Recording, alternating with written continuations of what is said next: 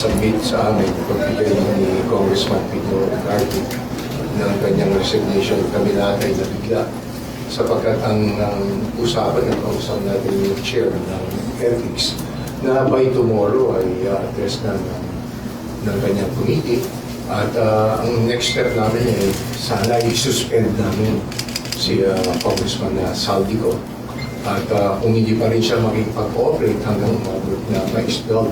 Pero nagain nga ng kanyang resignation. Kaya ang tingin namin dito ay bahala na ang Department of Justice at ganoon din ang ICI kung anong pwede nilang ipataw. Pero kailangan talagang bumalik siya sa lahat ng parang na magawa. Dapat makabalik siya at managutan siya sa mga issues laban kay Congressman Saldico. Magandang gabi po. Kayo ng umaga, nagkaroon po ng meeting